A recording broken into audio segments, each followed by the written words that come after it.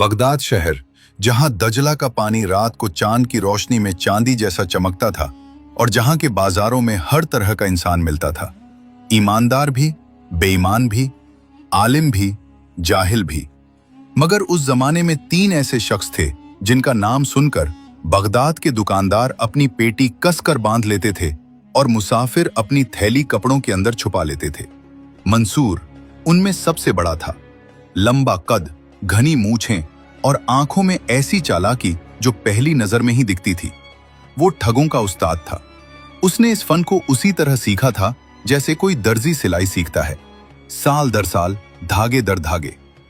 कासिम मंसूर का दाहिना हाथ था, मोटा, छोटे कद का, हमेशा हंसता रहने वाला। उसकी हंसी ऐसी थी कि सामने वाला सोचता था कि यह बड़ा भला आदमी है, और यही उसकी सबसे बड़ी चाल थी। जुबैर तीसरा था, दुबला पतला, तेज पैर वाला। जब किसी को धोखा देकर भागना होता तो जुबैर आगे होता। शहर की हर गली उसे जुबानी याद थी। इन तीनों का मिलकर एक ऐसा जाल था जो शहर में कई बरसों से फैला हुआ था, मगर पिछले 1 हफ्ते से उनके हाथ एक फूटी कौड़ी भी नहीं लगी थी। शहर के लोग होशियार हो गए थे, मुसाफिर कम आ रहे थे और तीनों की जेबें ऐसे खाली थीं जैसे रेगिस्तान में कुआं। एक शाम वो तीनों बाजार के एक पुराने कूचे में बैठे माथा पीट रहे थे कि गली के मोड़ पर एक नौजवान नमूदार हुआ। वो नौजवान देखने में बिल्कुल देहाती था। सादा कुर्ता, पुरानी जूतियां और चेहरे पर ऐसी मासूमियत जो किसी को भी यकीन दिला दे कि इसे अभी दुनिया की हवा भी नहीं लगी। एक हाथ में उसने एक दुबले पतले गधे की रस्सी थामी हुई थी और दूसरे हाथ में मिट्टी की एक पुरानी हांडी, जिसे उसने ऐसे सीने से लगा रखा था जैसे उसमें उसकी जान हो। मंसूर ने कासिम को कोहनी मारी, लो भाई, आज का रिस्क खुद चलकर आ गया। उस नौजवान का नाम जाफर था। वो बगदाद से बाहर एक छोटी बस्तीकारी का काम जानता था, बढ़ई था। मगर उस दिन जो वो लेकर आया था वो लकड़ी नहीं, कुछ और था। जुबैर ने उसे रोका और बड़ी नरमी से पूछा, मियां, इस वीरान गली में क्या ढूंढ रहे हो? कुछ खो गया है क्या? जाफर ने इधर उधर देखा जैसे किसी को सुनने का डर हो, फिर धीरे से बोला, साहब, मैं बड़ी मुसीबत में हूं। यह गधा जो दिखने में मरियल है, असल में मेरे दादा का तिलिस्मी गधा है। दादा कह गए थे कि जब यह हेंगता है तो इसके मुंह से चांदी के दरहम झड़ते हैं। मंसूर ने आंखें सिकोड़ी। कासिम की सांस रुक गई। मगर जाफर ने अफसोस से कहा, जब से शहर लाया हूं यह चुप हो गया है।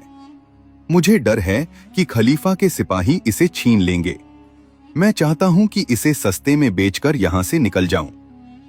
लालच एक अजीब चीज होती है। वो अक्ल की आंखों पर इस तरह पट्टी बांध देता है कि इंसान वो भी नहीं देख पाता जो रोशनी में साफ दिखता है। मंसूर, जो खुद एक पेशेवर ठग था, उस वक्त एक मासूम शिकार की तरह सोच रहा था। मियां, यह तो आम जानवर लगता है, मंसूर ने बनावटी लापरवाही से कहा, पर तुम्हारी परेशानी देखकर हम 10 दीनार में ले लेते हैं।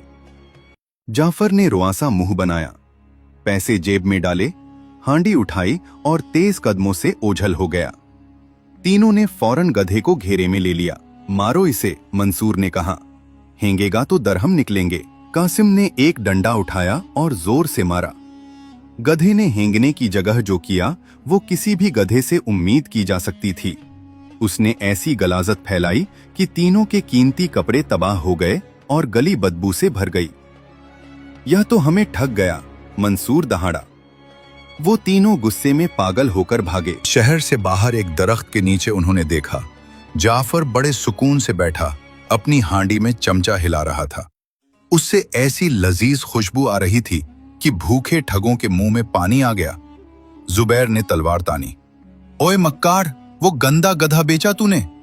जाफर बिल्कुल नहीं घबराया, बल्कि मुस्कुराकर बोला, अरे साहब, शायद आपने उसे सही तरह नहीं पुचकारा। खैर, ये देखिए, ये मेरी जादुई हांडी है। इसमें मैंने सिर्फ ठंडा पानी और कच्ची बोटियां डाली थीं, और देखिए, बगैर आग के कैसा उम्दा सालन तैयार हो गया। तीनों ने नीचे देखा। हांडी के नीचे वाकई कोई आग नहीं थी, बस एक मिट्टी का ढेला पड़ा था। उनकी अक्ल मारी गई। सोचा, अगर ये हांडी मिल जाए तो सफर में कभी फाका नहीं होगा। ये हांडी हमें दो, 20 दीनार लेते जाओ। जाफर ने थोड़ी नखरेबाजी के बाद पैसे लिए और अंधेरे में गायब हो गया। ठगों ने हांडी में पानी और गोश्त डाला, नीचे मिट्टी रखी और घंटों बैठे रहे। घंटा गुजरा, 2 घंटे गुजरे, गोश्त कच्चा रहा और पानी ठंडा। जब उन्होंने हांडी तोड़ी तो देखा तह में पहले से पका हुआ सालन भरा था, जिसे जाफर ने बड़ी महारत से छुपाया था। वो मिट्टी का ढेला महज धोखा था। उसने हमें दूसरी बार लूटा, मंसूर ने दांत पीसते हुए कहा। अब गुस्सा इंतकाम की आग बन चुका था। वो तीनों फिर निकले। इस बार जाफर एक नदी के किनारे एक खूबसूरत कुत्ते के साथ बैठा था। आज तेरी मौत आई है, मंसूर ने दूर से ललकारा। जाफर इत्मीनान से उठा।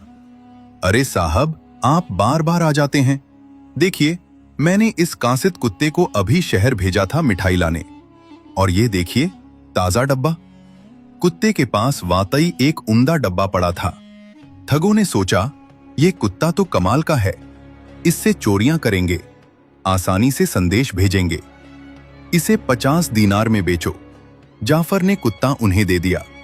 मंसूर ने कुत्ते के कान में फुसफुसाया, जाओ मेरे घर, मेरी बीवी से कहो आज अच्छा खाना पकाएं। रस्सी छूटते ही कुत्ता ऐसा भागा कि फिर कभी नजर नहीं आया। अब तीनों के पास न गधा था, न हांडी, न कुत्ता और न जेब में पैसे। उन्होंने कसम खाई कि अब जाफर को जिंदा नहीं छोड़ेंगे। मीलों की मुसाफत तय करके वो एक खजूर के बाग के पास पहुंचे। जाफर एक झोपड़ी के बाहर बैठा था। पास में एक बुढ़िया लेटी थी। हाथ में लकड़ी की पुरानी बांसुरी थी और वो धीरे धीरे कुछ गुनगुना रहा था। मंसूर ने तलवार निकाली। ओए मक्कार, अब तेरी कोई चाल काम नहीं आएगी, आखिरी दुआ मांग ले। जाफर ने सर उठाया और बड़े सुकून से बोला, अरे मंसूर भाई, आप आ गए। माजरत, वो कुत्ता शायद रास्ता भूल गया होगा, मगर अभी जरा ठहरिए, मेरी अम्मा चल बसी हैं। मैं इस हयात बख्श बांसुरी से उन्हें अभी जिंदा करने ही वाला था। कासिम ने ठहाका लगाया, हैं, बेवकूफ मत बनाओ, कोई बांसुरी मुर्दों को जिंदा नहीं करती। यकीन नहीं तो खुद देख लें।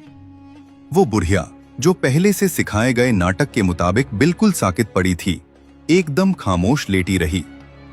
जाफर ने बांसुरी उठाई और एक अजीब सी धुन छेड़ी।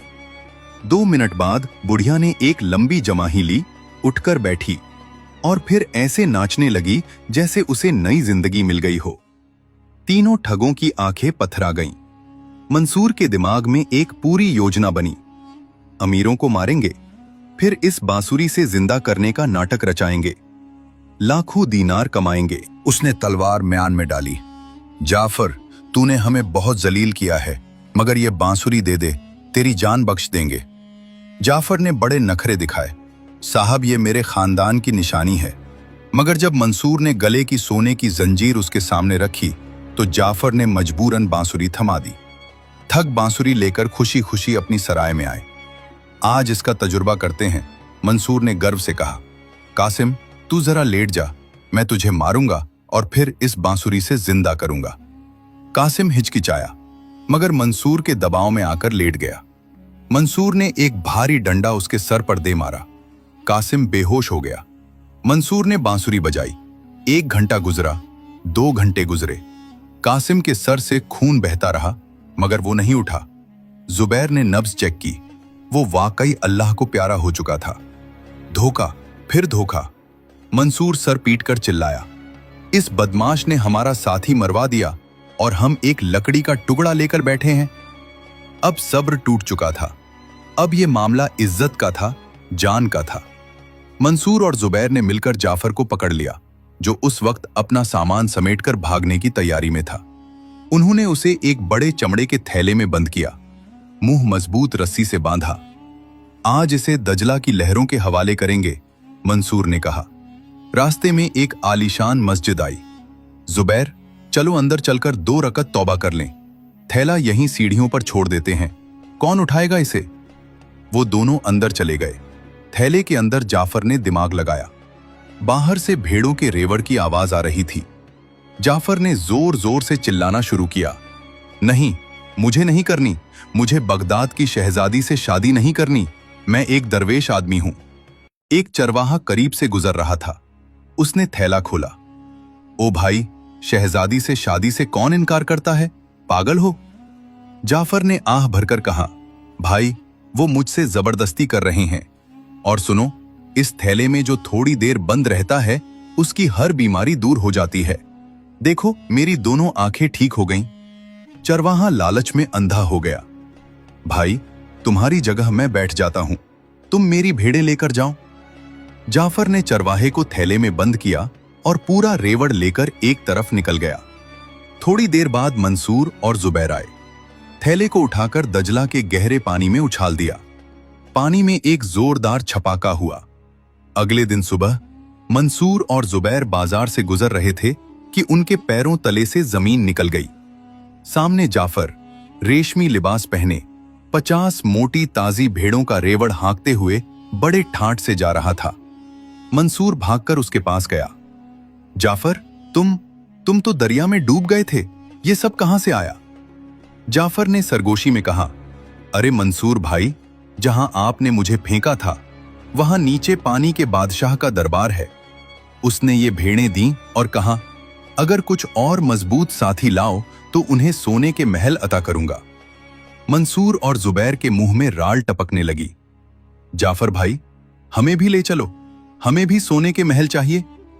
जाफर ने मुस्कुराकर कहा, क्यों नहीं, आप तो मेरे पुराने दोस्त हैं, चलो अभी चलते हैं। मंसूर और जुबैर के दिमाग में अब सोने के महलों का नक्शा घूम रहा था। उन्हें न कासिम की मौत याद रही, न जाफर की पुरानी मक्कारियां। वो बस ये सोच रहे थे कि कब दजला की लहरों में उतरें और कब पानी के बादशाह का खजाना उनके कदमों में हो। जाफर उन्हें नदी के एक ऐसे मुकाम पर ले गया जहां पानी बहुत गहरा था और लहरें पत्थरों से टकराकर शोर मचा रही थी। वहां 2 बड़े बड़े चमड़े के थैले पहले से रखे थे। मंसूर भाई, पानी का बादशाह सिर्फ उन्हें पसंद करता है जो खामोशी और हौसले के साथ आए। इन थैलों में बैठना होगा ताकि लहरों का दबाव नुकसान न पहुंचाए। जो पहले जाएगा उसे सबसे बड़ा महल मिलेगा। ये सुनते ही मंसूर और जुबैर में तकरार शुरू हो गई। मंसूर का कहना था कि वो उस्ताद है, पहला हक उसका है। जुबैर का इसरार था कि उसने कासिम का गम सबसे ज्यादा सहा है, पहला महल उसे मिलना चाहिए। जाफर ने बीच बचाव किया, लड़िए मत, मंसूर भाई बड़े हैं, पहले वो जाएं। जुबैर भाई को बराबर का महल मिलेगा।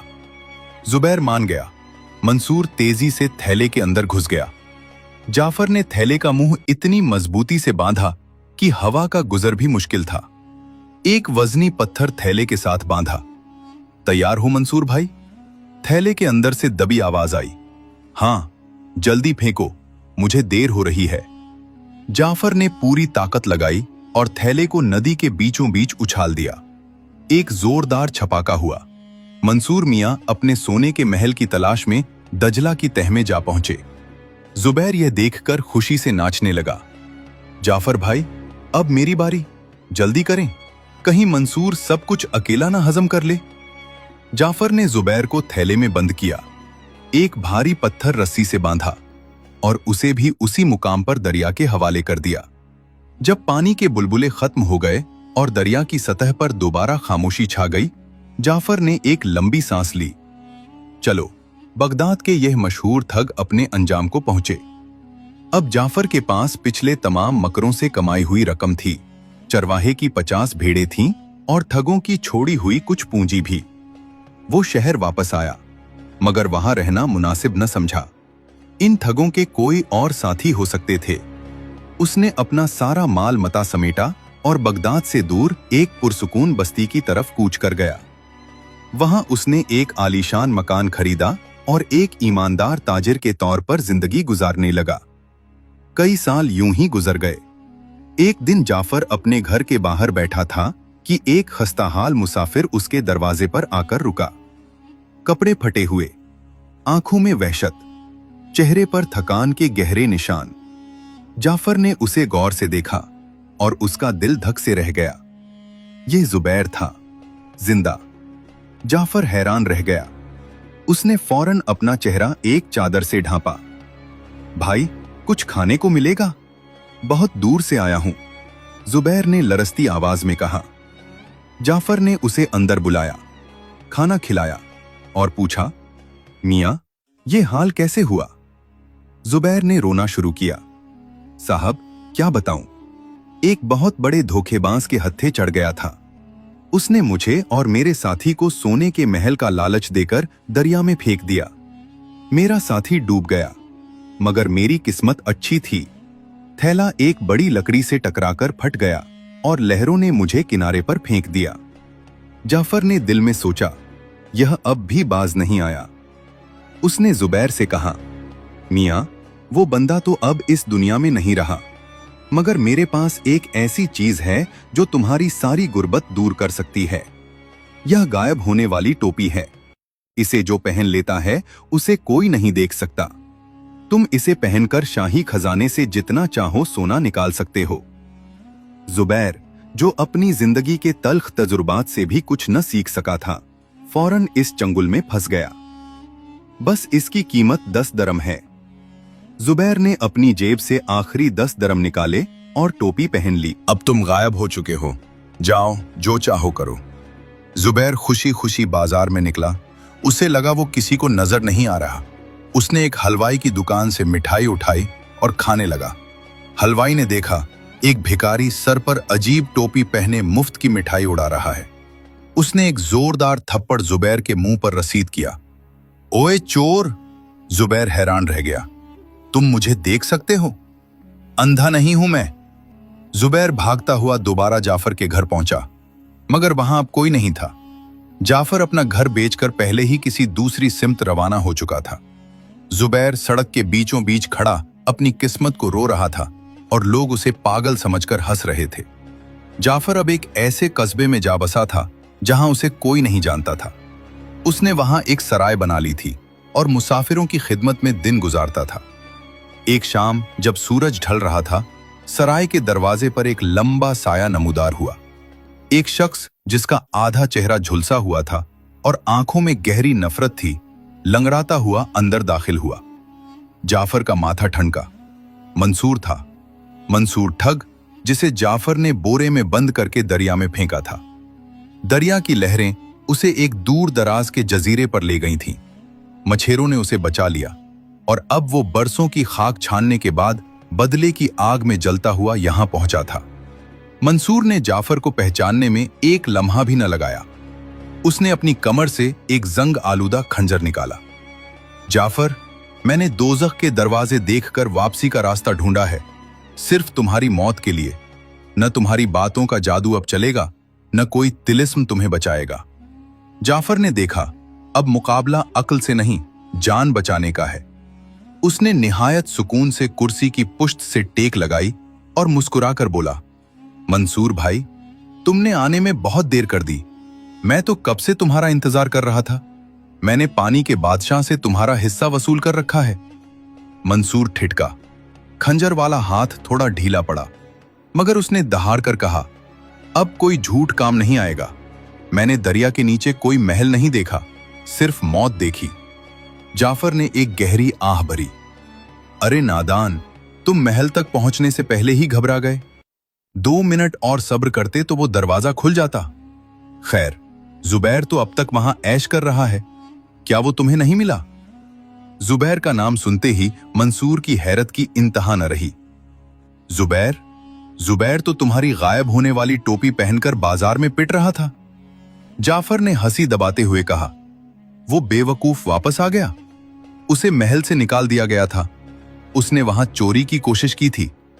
फिर जाफर की आवाज में नरमी आई। देखो मंसूर भाई, तुम मेरे पुराने उस्ताद हो। मैंने जितनी भी ठगी सीखी तुमसे ही सीखी। मैंने तुम्हारी सारी दौलत एक खुफिया तहखाने में महफूज रखी है। मेरे पीछे आओ, मैं तुम्हें वो जगह दिखाता हूं। मंसूर का लालच एक बार फिर बेदार हो गया। उसने सोचा, पहले सोना लेता हूं, फिर मारूंगा इसे। वो जाफर के पीछे सराय के एक तारीक कोने की तरफ चल पड़ा।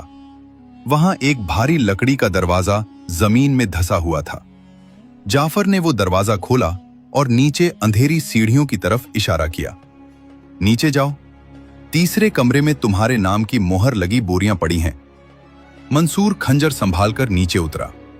जैसे ही वो आखिरी सीढ़ी पर पहुंचा, जाफर ने ऊपर से भारी तख्ता गिराया और बाहर से एक बड़ा ताला लगा दिया। मंसूर नीचे से चीखता रहा, दरवाजा पीटता रहा, मगर अब वहां कोई सुनने वाला नहीं था। जाफर ने बाहर आकर इत्मीनान से अपनी चादर झाड़ी। करीबी थाने के कोतवाल को इत्तला दी कि उसके तहखाने में बगदाद का एक खतरनाक इश्तहारी डाकू छुपा हुआ है। सिपाही आए, मंसूर को जंजीरों में जकड़ लिया। मंसूर जाते जाते जाफर की तरफ देखकर बोला, तुम तो हमसे भी बड़े ठग निकले। जाफर ने मुस्कुराकर जवाब दिया, मंसूर भाई, मैंने कभी किसी ईमानदार को नहीं लूटा। मैंने तो बस उन लोगों को आईना दिखाया जिनकी आंखों पर लालच की पट्टी बंधी थी। तुम लोगों ने पूरी जिंदगी गरीबों का माल मारा, मैंने बस तुम्हारा माल तुम्हें ही बेचा। उस दिन के बाद जाफर ने ठगी का काम हमेशा के लिए छोड़ दिया। उसने सराय का दरवाजा मुसाफिरों के लिए खोल दिया, थके हुए राहियों को पानी दिया, भूखों को खाना दिया और अपनी बाकी जिंदगी लोगों की खिदमत में गुजारी। वो अक्सर आग के गिर्द बैठकर लोगों को यह किस्सा सुनाता था, इंसान का सबसे बड़ा दुश्मन उसका अपना लालच है। लालच वो आग है जो इंसान के अंदर से जलाती है और जब तक जलाती है तब तक इंसान को पता भी नहीं चलता। बगदाद की गलियों में आज भी यह दास्तान मशहूर है। मंसूर जेल की सलाखों के पीछे अपनी हिमाकत का हिसाब देता रहा। जुबैर बाजारों में दीवानावार गायब होने वाली टोपी ढूंढता रहा और कासिम, वो तो पहले ही अपने लालच की भेंट चढ़ चुका था। सच है, जो गड्ढा दूसरों के लिए खोदा जाए, बंदा खुद एक दिन उसमें जरूर गिरता है।